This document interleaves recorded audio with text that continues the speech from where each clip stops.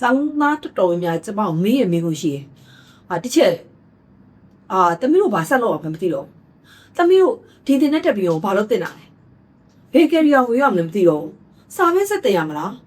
းအခု certificate တင်နေဆို diploma နဲ့ထည့်ရမလား bachelor ကိုဆက်သွားမလားdiploma နဲ့တင်နေဆိုလဲလာတယ် bachelor ကိုဆက်သွားမလားနိုင်ငံခြားမှာပဲအကြောင်းတော့တက်လိုက်ရတော့မလားတချို့ advanced level တွေတချို့ HN တွေဆိုရင်တော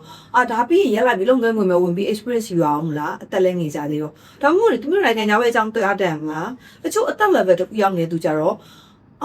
ပြီးတော့နိုင်ငံတော့အကြောင်းတက်ထိုင်းနေကျွန်တော်ကတော့အလုပ်ပဲလုပ်ချင်နေပြီဒါမျိုးပေါ့နော်ဒီလိုကလေးတွေကဘေးဆက်သွားလို့ရမယ်မသိရဲပေါ့နော်သူတို့ကိုယ်တိုင်လည်းဘာဖြစ်ချင်နေမှမသိရဲပေါ့နော်ဒီ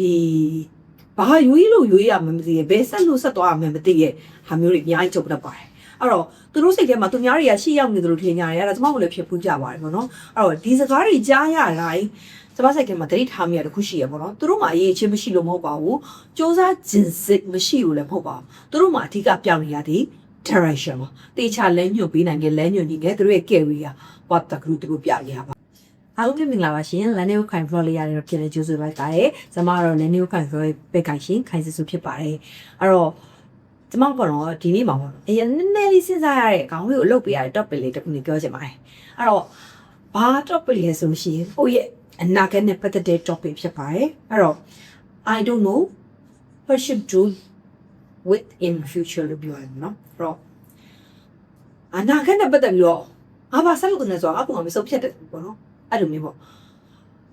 ကျမတို့ဒီကတော့ career path ကောင်းကောင်းရှိလို့လည်းဖြစ်ချင်ဖြစ်ပါအဲ့တော့ဒီ topic လေးကိုဆက်လိုက်ရအောင်နော်ကျမစတင်နေတဲ့အချိန်မှာကျောင်းသားတော်တော်များကျမကိုမေးရမေးလို့ရှိရင်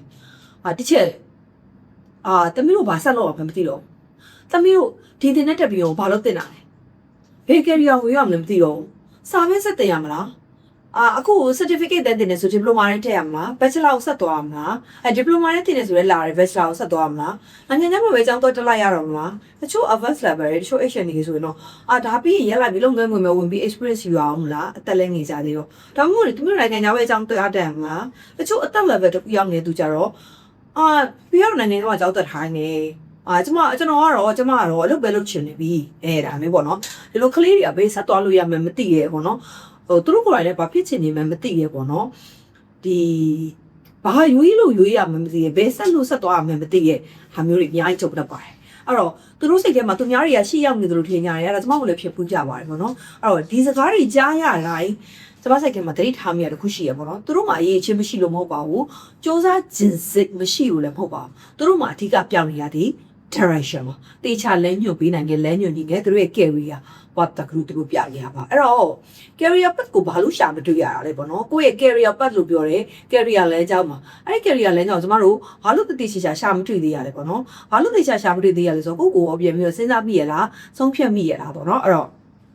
နံပါတ်1ချက်ပေါ့ career path ကိုဘာလို့ရှာမတွေ့ရလဲဆိုရင်သူများနဲ့ကိုယ်နဲ့အရင်နှိုင်းရှင်လို့လားအရင် compare လိုက်ရုံနေမိရပါအဲ့တော့ Facebook ဖွင့်လိုက်ရင်ဘယ်သူကတော့အောင်မြင်တယ်ဘယ်သူကတော့ပျော်ရွှင်နေတယ်ဘယ်သူကတော့တိုးတက်နေတယ်ဘယ်သူကတော့ promotion ရတယ်ဘယ်သူကတော့ business သွားတယ်ဘယ်သူကတော့နိုင်ငံသားသွားနေပြီကျမတို့လည်းဖြစ်တတ်တယ်ဟာကကြတော့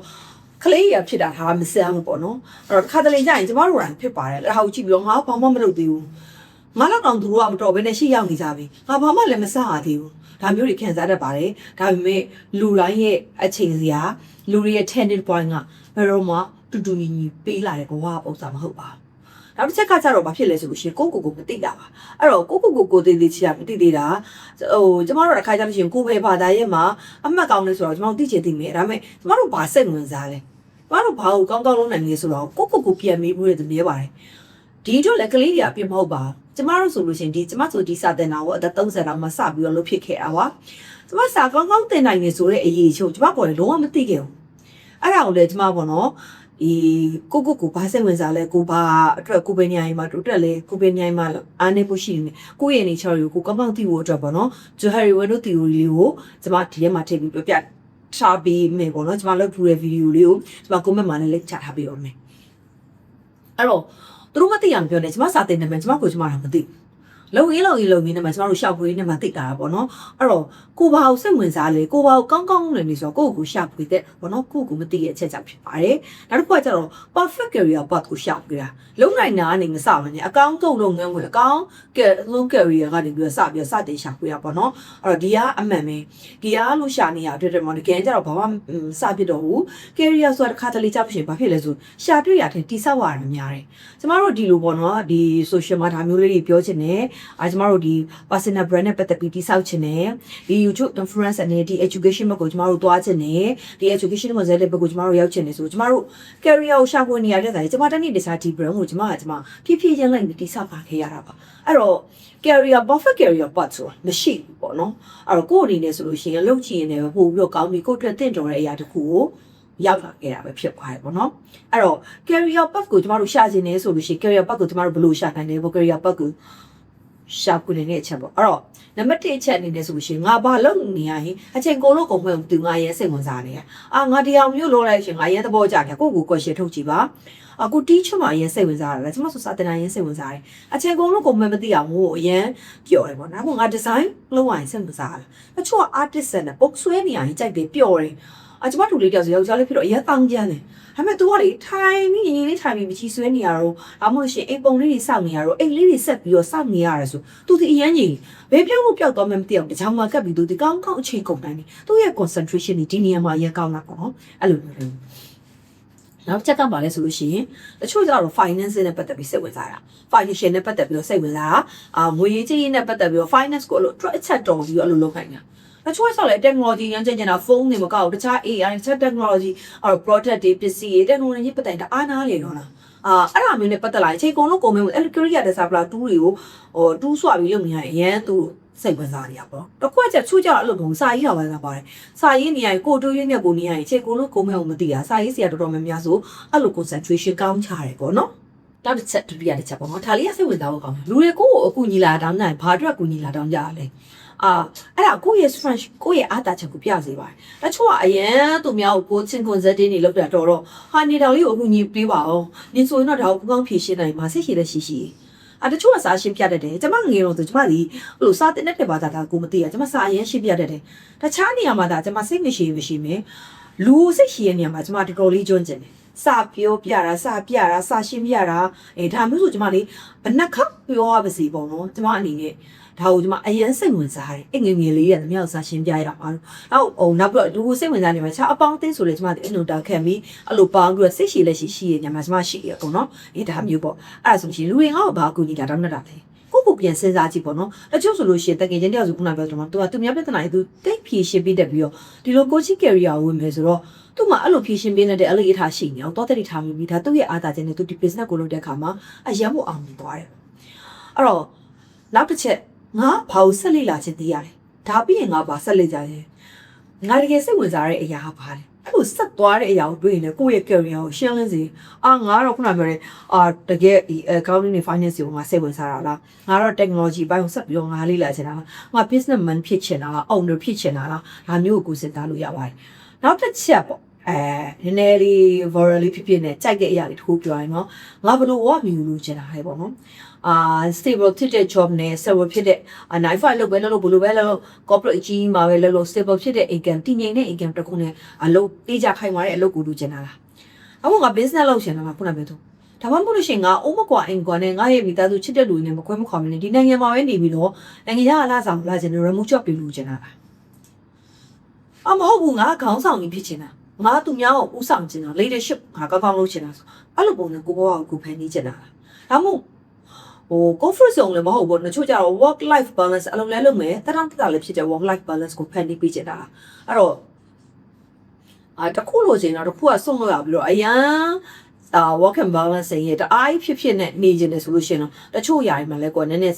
short လိုက်ရတဲ့အကြောင်းအရာတွေရှိရပါတော့အဲ့တော့ကိုယ့်ရဲ့ career နဲ့ကိုလိုချင်တဲ့ဘဝနဲ့ကိုက်ကူလည်းအရေးကြီးပါတယ်ကျမတို့ငယ်ငယ်ကဆိုလို့ရှိရင်ပေါ့နော်လူတွေကအနာခံမှနော်အသားဆဲရနိုင်ဆိုတဲ့စကားမျိုးရှိပါတယ်အနည်းဆုံးတော့အသက်20-30ဝန်းကျင်လောက်ထဲကအရင်ကိုကတွန်းပြီးတော့ကိုယ့်ရဲ့ career ဘက်တွေကိုတိတိကျကျဒီလဲကြောင်းကိုချမှတ်နိုင်ခဲ့ပြီဆိုရင်တော့ဒီအသက်40နာပဲမှာကိုယ့်အတွက်အေးလူတက်တောင့်တက်တာနဲ့ work life balance ဖြစ်ဖို့လုံးလို့ရပါတယ်တစ်ချိန်လုံးအချိန်မတန်သေးပဲနဲ့ယူလောက်မကြိုးစားသေးပဲနဲ့ဘောမှာယူခနေအောင်မကြိုးစားသေးပဲနဲ့ကိုရီးယား rich kid တွေလည်းမဟုတ်ကြတဲ့ခါမှာတက်တောင့်တက်တာလေးနဲ့ဂွင်လန်းကြောင်းလေးတစ်ခုတွေ့သွားပြီးတော့မရတော့ကိုဖော့ဆုံးမှာပဲဒီမှာ work life balance မှာနေပဲပြပြီးနေလို့မရပါဘူးထိုက်တဲ့နဲ့ကြိုးစားအားထုတ်မှုနဲ့တကယ်ကိုပေါ့နော်ယူခနေအောင်ကိုကကြိုးစားအားထုတ်ပြီးကိုယ့်ရဲ့အချိန်နေမနာကိုဒီ business owner ဖြစ်ချင်တယ်ဆိုတော့ဒီ business ကိုတိစောက်ထားဖို့ရည်ကြီးရဲ့ set up ဖြစ်ချင်တယ်ဆိုတော့ဒီဟာကို set up စတင်နေထားဖို့ရည်ကြီးရဲ့အဲ့တော့ဒါကိုလေအချိန်ကြာရင်အဲ့ဒါကိုအနာဖဲအသာစရအေးအေးစင်းစင်းဖြစ်လာအဲ့တော့အခုကစပြီးဘာလို့တက်တယ်လဲပေါ့နော်အဲ့ဒါဆိုလို့ရှိရင်ကိုယ့်ရဲ့ဒီ career path ကိုပေါ့နော်ကိုရှင်းရှင်းလင်းသိညာလေးကြည့်ရပါကိုဘယ်ညမှာအရှိဆုံးကပြောအချိန်ကုန်မသိကုန်လေကိုကဘာလဲအကြီးဆွဲနေရရင်ပြောရလားဒါမှမဟုတ်ကိုစာရေးနေရရင်ပြောရလားကိုသူများနဲ့စကားပြောနေရရင်အဲ့လိုသူများကိုချင်းချင်းပေးနေရရင်ကိုပြောရလားကိုပြောတဲ့အရာရှိရလေကိုပြောတဲ့အရာကို pressure ဖြစ်တဲ့အရာတရေတော့ထမင်းတော့ကိုဒီလို့ကိုလုပ်ချင်နေရဆိုတဲ့အရာမျိုးကိုရေးချယ်ပါလို့အမြဲပြောတတ်ကြတယ်ပေါ့နော်အဲ့တော့အဲ့ဒီဟာမျိုးကကိုယ့်ရဲ့ career ကိုမသိသေးလို့ရှိရင်ဘာမှမလုပ်ခင်နဲ့မနေပါနဲ့စမနေပါနဲ့စပြီးလုပ်ပါအဲ့ဒီအစားကိုက skill တွေတိစောက်ကြည့်ပါ communication skills တွေပေါင်း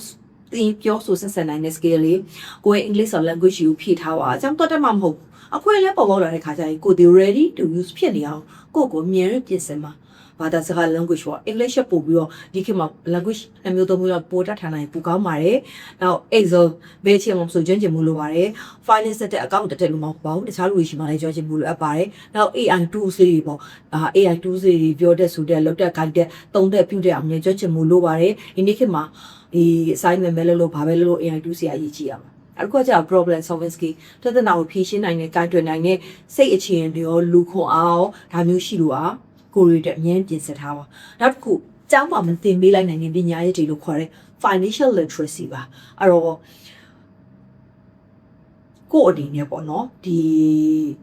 ငွေကြီးရင်းနဲ့ပတ်သက်တဲ့တက်မြောက်မှုအသိဉာဏ်ပညာကိုကျွဲဝအောင်ထားပါဒါတွေဒီသင်ငန်းစာထဲမှာပါပြီးကျောင်းမှာသင်ပေးလိုက်တဲ့ပညာရေးမဟုတ်ပါဘူးဘဝအတွေ့အကြုံရမယ်ကောင်းသောပညာဖြစ်တဲ့အတွက် financial literacy လို့ပြောတဲ့ငွေကြီးတဲ့ပညာကိုလည်းကျွမ်းကျင်အောင်ကိုလုပ်ထားပါအဲ့တော့ဒီ skills တွေကဘယ်နဲ့ပဲဆိုအသုံးဝင်တဲ့ skills တွေအသုံးဝင်တဲ့ level ဖြစ်ပါတယ်ပေါ့နော်အဲ့တော့ကျွန်မအနေနဲ့ဒီနေ့ file တွေပြောချင်တာကတော့ career path မတွေ့သေးတဲ့အကြရှုံးအောင်ထုတ်ပါဘူးအရေးကြီးတာကတော့ရက်မနေဘူးပါလေ့လာပါစမ်းသပ်ပါအမားတွေလည်းဖြစ်နိုင်ပါတယ်ဆက်လုပ်ကြည့်ပါဒီလိုနဲ့အတွေ့အကြုံတွေနဲ့ဒီနေ့မှာတော့ဒါကငါလည်းပဲဒါငါနဲ့တင်တော်တာပဲဆိုပြီးတော့ကိုအနေနဲ့ကိုနဲ့ကြိုက်ရင်လည်းအကြောင်းရှာဖွေတွေ့ရှိတော့မှာဖြစ်ပါတယ်အဲ့တော့ဟိုနော်ကိုယ့်ရဲ့ career pathway နဲ့ပတ်သက်ပြီးတော့ကိုစိတ်ရှုပ်ပူရဆိုလို့ရှိရင်ဒီမှာလည်းကိုယ့်ရဲ့ comment တွေမှာဖြန့်ဝေသွားလို့ရပါတယ်အဲ့တော့ဒီကျွန်မအနေနဲ့ပေါ့နော်နောက်ဆုံးအနေနဲ့ကျွန်မပြောပြချင်တာကတော့ career path ဆိုတာလူတိုင်းအတွက်ကြိုရေးထားတဲ့ lucky မဟုတ်ပါဘူးကြိုဖြတ်ထားတဲ့ air ticket တွေ bus ticket တွေလည်းမဟုတ်ပါဘူးကိုယ်တိုင်ရှောက်ရင်းနဲ့ကိုယ်တိုင်စုပ်ဖြတ်ရင်းတိဆောက်ရင်းတင်ယူရင်းနဲ့တစ်သက်လုံးတင်ယူသွားရတဲ့တိဆောက်သွားရတဲ့ခရီးလမ်းစဉ်တစ်ခုပဲဖြစ်ပါတယ်အဲ့တော့ကျွန်မဒီလို business နဲ့ပတ်သက်တာ management နဲ့ပတ်သက်တာ career နဲ့ပတ်သက်တဲ့ပေါ့နော် workplace management နဲ့ပတ်သက်တဲ့အားလေးကိုလည်းထပ်ပြီးတော့ subscribe လုပ်ပါအောင်မယ်ဒီ video လေးကိုလည်းဆက်ပြီးတော့စာမကြည့်ရှုပေးကြပါအောင်လို့ကျွန်မပြောချင်ပါတယ်ကျေးဇူးအများကြီးတင်ပါတယ်စိတ်နဲ့တယ်ဆိုလို့ရှိရင် like လေးတွေ subscribe လေးလုပ်ပြီးတော့တကယ်ချင်းတွေကိုလည်း share ပြီးတော့ mention ခေါ်တော့ပေးပါအောင်ကျေးဇူးအများကြီးတင်ပါတယ်နောက်ထပ်တစ်တော့ video ရင်းနဲ့ပြန်လာခဲ့ပါမယ်တာ